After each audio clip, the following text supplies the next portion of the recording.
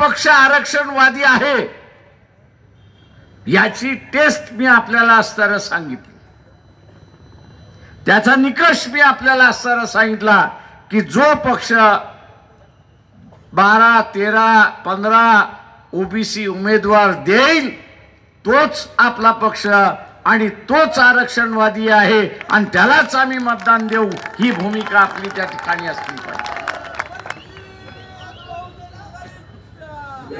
जे असताना एका राजकीय पक्षाने उमेदवार दिला नाही, चळवळीमुळे, शाहू महाराजांच्या चळवळीमुळे, बाबासाहेबांच्या चळवळीमुळे इथला असणार जो समता विचार आलेला आहे, तो समता विचार हा उद्ध्वस्त करायचा आहे आणि पुन्हा मनुवाद या ठिकाणी सुरुवात करायचा आहे. आम्हाला कुठल्याही धर्माला विरोध करायचा नाही, कुठल्याही धर्माला विरोध करायचा नाही, कुठल्या देवाला विरोध करायचा नाही, कुठल्या देवीला विरोध करायचा नाही. आम्ही असताना या ठिकाणी समता विचार घेऊन पुढे जाणार आहोत. ही संविधान समता घेऊन चालते. आरक्षणाच्या माध्यमातून समता नांदायला सुरुवात झालेली आहे आणि म्हणून आम्ही आरक्षणवादी आहोत. आणि आमचं मत कोणाला, आमचं मत कोणाला, आमचं मत कोणाला,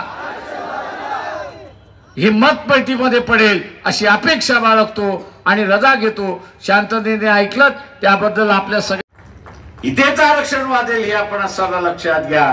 आणि म्हणून इथल्या सगळ्या ओबीसी बांधवांना माझं असणारं आव्हान आहे, तुम्ही सगळेजण मुसलमान स्वीकारणार आहात का, मुसलमान होणार आहात का? मी जाहीर विचारत असतो,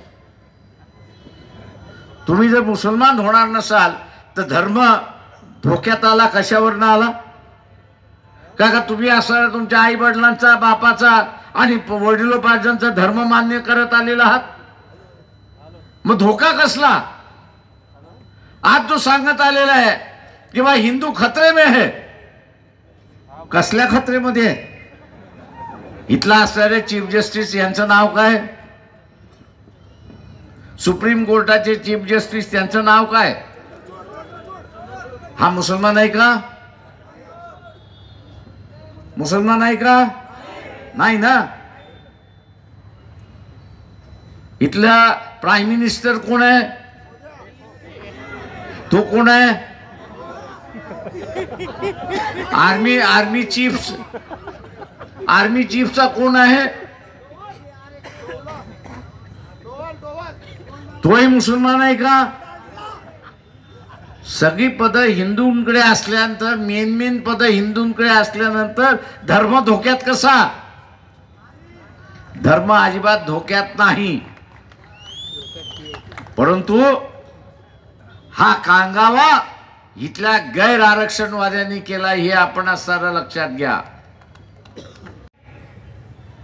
संधी आली त्यावेळेस तुम्ही कोणाला बसवलं नाही.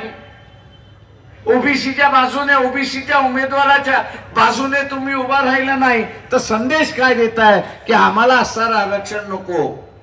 काय का जो आरक्षण विरोधी होता त्याला तुम्ही मतदान देऊन बसलात आणि लोक म्हणतात की मतदानाच्या माध्यमातून लोकांचं मत हे व्यक्त होतं. तेव्हा माझं व्यक्त होणारं मत हे आरक्षणवादी आहे हे आपल्याला सिद्ध करावं लागेल, दाखवावं लागेल.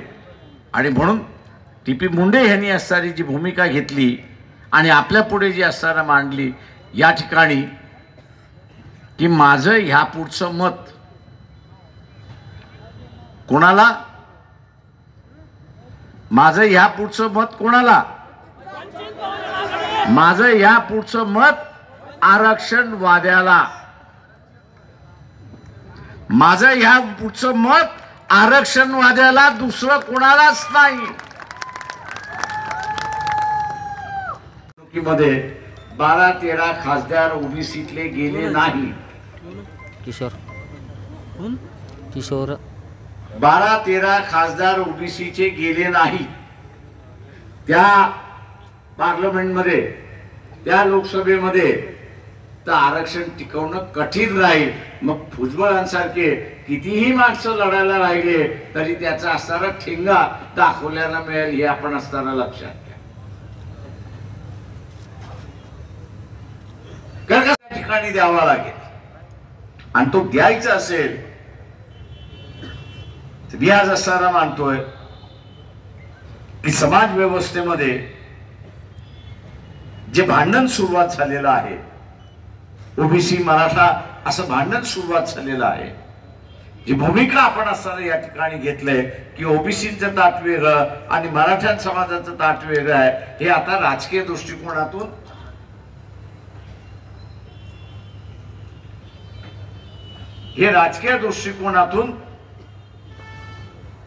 आता मान्य झालेलं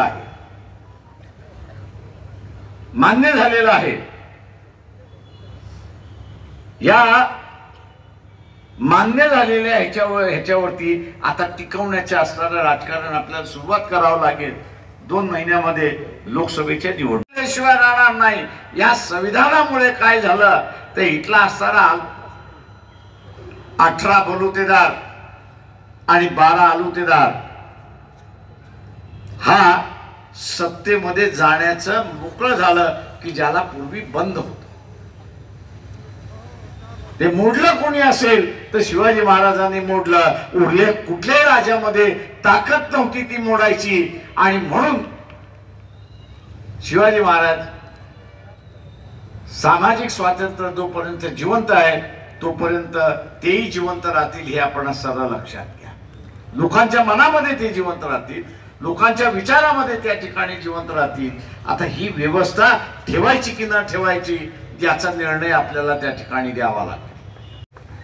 आणि म्हणून आपण बघत असाल की महात्मा फुले असतील, शाहू महाराज असतील, बाबासाहेब असतील यांच्याबद्दल आठवड्यातून एकदा, दोनदा, तीनदा नाही तर अनेक वेळा विडंबन करणारं लिखाण त्या ठिकाणी लिहिलं जातं. याचं कारण की इथली वर्ण व्यवस्था जी होती, जात व्यवस्था जी होती ती उद्ध्वस्त झाली आणि समतेची व्यवस्था या ठिकाणी सुरुवात झाली. आज ही पुन्हा लढाई या ठिकाणी सुरुवात झाली. आज ही पुन्हा लढाई या ठिकाणी सुरुवात झालेली आहे की ज्यांना तुम्ही उद्ध्वस्त केलं,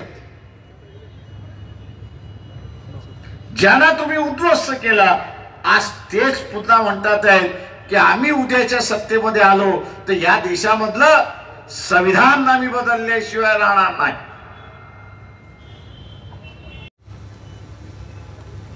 महात्मा फुलेंना जाऊन किती वर्ष झाली?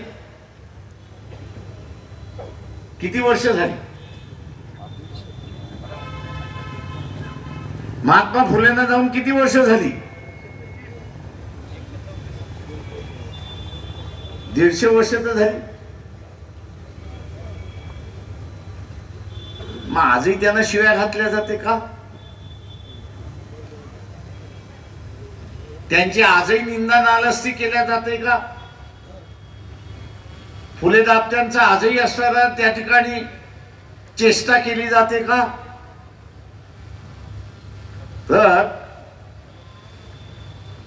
या देशाची गुलामीची जी व्यवस्था होती, जाती प्रथेची व्यवस्था होती, स्त्री शिक्षणाविरोधी व्यवस्था जी होती त्याला त्यांनी उलथून टाकण्याची सुरुवात केली. त्याला उलथून टाकण्याची सुरुवात केली आणि बाबासाहेबांनी संविधानाच्या माध्यमातून कायम स्टॅम्प मारला की पुन्हा येणार नाही अशी असणारी परिस्थिती मध्ये बघून चालणार नाही. उद्याच्या इलेक्शन मध्ये काय काय वाटप केलं जाईल तर कबाबचं वाटप केलं जाईल, शबाबचं वाटप केलं जाईल आणि त्याच्याच बरोबर महात्मा गांधी सुद्धा वाटप केल्या जाईल अशी असणारी परिस्थिती आहे. याला जर बरी पडला याला जर बळी पडला तर आरक्षण सोडा, हे संविधान सुद्धा गेलं म्हणून असताना समजा.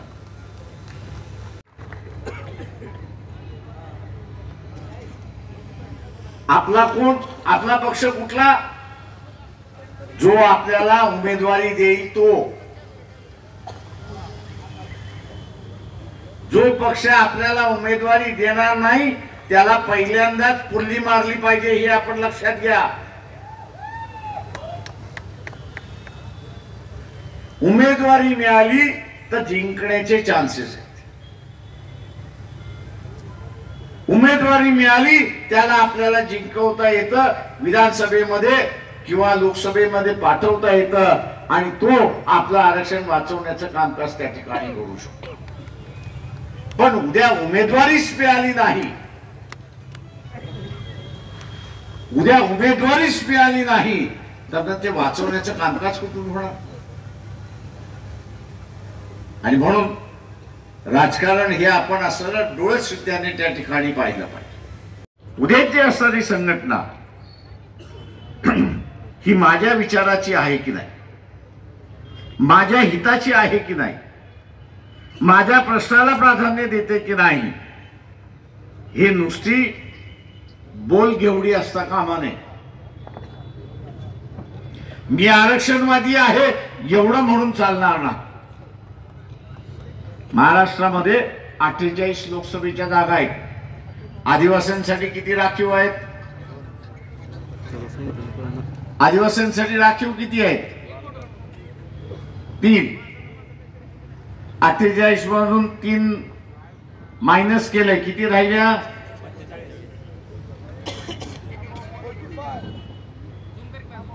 एससीच्या राखीव जागा मायनस करा, किती राहतात? 4 जागा आहेत. आता या 41 जागांपैकी धनगर, वंजारी, माळी, आलुतेदार, बलुतेदार, भटके विमुक्त, किमान जो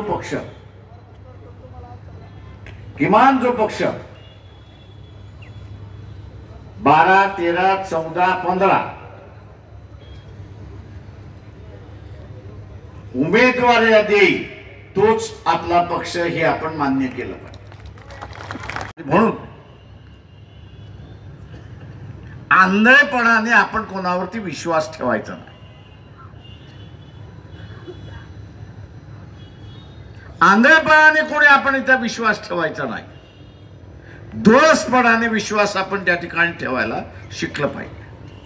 कोणीतरी ह्या देवाची पूजा करते, कोणी अमुक करते, कोण तमुक करते म्हणून तो चांगला अजिबात नाही, तो सगळ्यात बदमाश आहे, हे पहिल्यांदा असताना लक्षात. पूजा प्रत्येक माणूस त्याच्या घरामध्ये करतो, काही जण देवळामध्ये जाऊन करतो. सामान्य माणूस त्याचं प्रदर्शन करत नाही, तो भक्तिभावाने त्या ठिकाणी करतो, श्रद्धेने करतो. पण जो असताना टीव्हीच्या माध्यमातून जगभर दाखवत असतो, पब्लिसिटी करत असतो, मी त्याला नेहमी म्हणत असतो हा सगळ्यात मोठा नाटकी माणूस आहे, हे आपण असताना हा सगळ्यात मोठा नाटकी आहे. अशा नाटकी माणसांपासून आणि संघटनेपासून आपण वाचलं पाहिजे, हे आपण लक्षात घ्या. सावध राहिलं पाहिजे. त्याचा हीच माणसं घात करतात आणि याच संघटना आतापर्यंत घात करत आलेली आहेत. उद्याची संघटना काँग्रेस पक्ष असेल किंवा एनसीपी असेल किंवा इथला असणारा शिवसेनाही असेल, उमेदवारीच्या यादीमध्ये आपण बघितलं किंवा आजच्या असणारे निवडून आलेले खासदार जर आपण असताना पाहिलं, या खासदारामध्ये एक खासदार धनगर समाजाचा दिसतोय का? तर नाही. एखादा माळी समाजाचा दिसतोय का? नाही. एखादा असणारा 11-12 बलुतेदारांमधला दिसतोय का? तर नाही. जर या समूहामधला खासदारच नसेल तर आरक्षण कसं वाचेल हे मला सांगा. वाचवण्याचं केंद्र जे आहे ते विधानसभा आहे आणि वाचवण्याचं केंद्र जे आहे ते लोकसभा आहे. त्या लोकसभेमध्ये आणि विधानसभेमध्ये आरक्षणवादीच नसेल किंवा ज्या समूहाला आरक्षण मिळते त्या समूहाचा माणूस नसेल तर ते वाचणार कसे? इतके राजकीय पक्षांचे 2 गुण असले पाहिजे. एक तर तो आरक्षणवादी असला पाहिजे आणि दुसरा या आरक्षणवादी कृतीला आकार आणि स्वरूप देण्यासाठी त्यांनी असणारा उमेदवारी दिली पाहिजे. हे आपण असणारा लक्षात घ्या. आपण असणारा म्हणतोय की बा आम्ही असणारा आमच्या ताटामध्ये कोणाला येऊ देणार नाही, ही वस्तुस्थिती. पण त्याच्याच बरोबर उद्याचे असणारे सत्ताधारी आपण होणार आहोत. उद्याचे आपण सत्ताधारी ज्यावेळेस होणार आहोत त्यावेळेस या देशामध्ये नॉन ओबीसी जो आहे, ओबीसीच्या बाहेरचा जो वर्ग आहे, आरक्षणाच्या बाहेरचा जो वर्ग आहे, त्याचंही दुःख हे आपल्याला समजून घ्यावं लागेल. हे आपण असणारा लक्षात घ्या. पण आजच्या स्थितीला ते अजिबात होत नाही हे लक्षात घ्या. आणि हे करायचं असेल तर कोणीतरी असणारा देवाची पूजा केली, कोणीतरी असणारा 11 दिवस त्या ठिकाणी उपवास केला म्हणून तो फार चांगला माणूस झाला. अजिबात नाही. तुम्हीही 15 दिवस उपवास केलात तर मरणार नाही एवढं लक्षात घ्या. त्याच्यानंतर मराल. त्याच्यामुळे 11 दिवस उपवास केला आणि त्यांनी फार मोठं पुण्य केलं अजिबात नाही.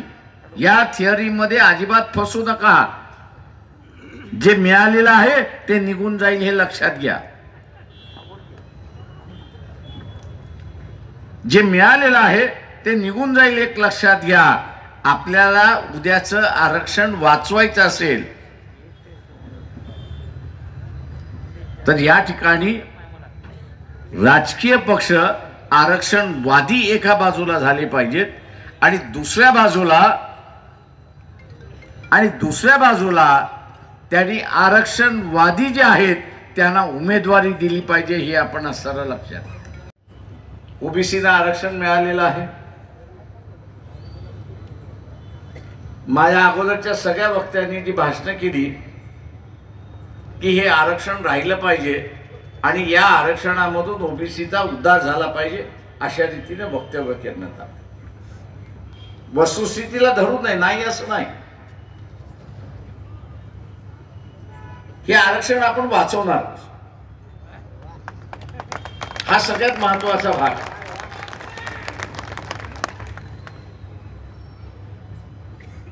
नुसतं वाचवायचं नाही तर उद्याच्या या आरक्षणामधून लोकांचा विकास झाला पाहिजे हेही आपण त्या ठिकाणी पाहिलं पाहिजे. आता हा विकास साधायचा असेल आणि आमदार आणि खासदार व्हायचं असेल तर सगळ्यात प्रथम काय मिळालं पाहिजे? उमेदवारी मिळाली. सगळ्यात प्रथम काय आहे तर उमेदवारी मिळाली पाहिजे. उमेदवारी मिळाली तर आपण इलेक्शनला उभं राहतो आणि इलेक्शनला उभं राहिलो, जिंकलो की आपण त्या विभागाचा आमदार होतो किंवा त्या विभागाचा खासदार.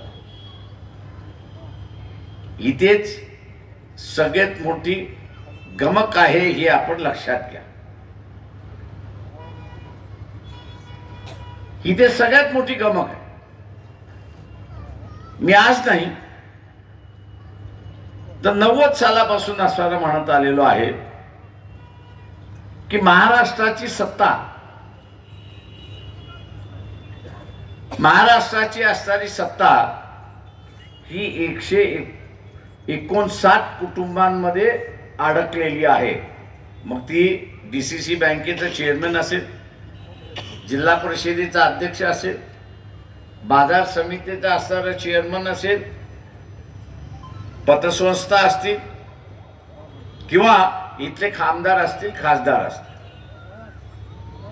मी मांडत नाही, तुम्ही इथलेच असणारे आमदार घ्या आणि खासदार घ्या, नात्या गोत्याचा त्यांचा संबंध आहे की नाही? नात्या गोत्याचा असणारा संबंध आहे. आणि म्हणून मी असं म्हणतोय की ही सत्ता 169 कुटुंबांमध्ये त्या ठिकाणी अडकलेली आहे. त्या अडकलेल्या सत्तेला आपण सोडवायचं आहे आणि सर्वसामान्य माणसामध्ये खेळवायचं आहे, हे आपण असणारा लक्षात घेतलं पाहिजे. तो जोपर्यंत होत नाही तोपर्यंत असणारा अधिकृतरित्याने राजा तो समजला जात नसेल. म्हणजे शिवाजी महाराज सत्तेमध्ये होते, राजे होते, पण मान्यता जी आहे ती धर्मसंस्था जोपर्यंत देत नाही तोपर्यंत अधिकृत होत नाही, अशी असणारी परिस्थिती आहे. आणि म्हणून त्यांना असणारा गागा भटांना बोलवून आपला असणारा राज्याचा अभिषेक करून घेतला, अशी असणारी परिस्थिती आहे.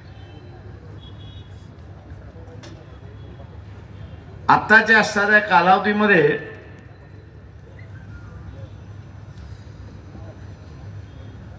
सत्तेचं केंद्र बदललं.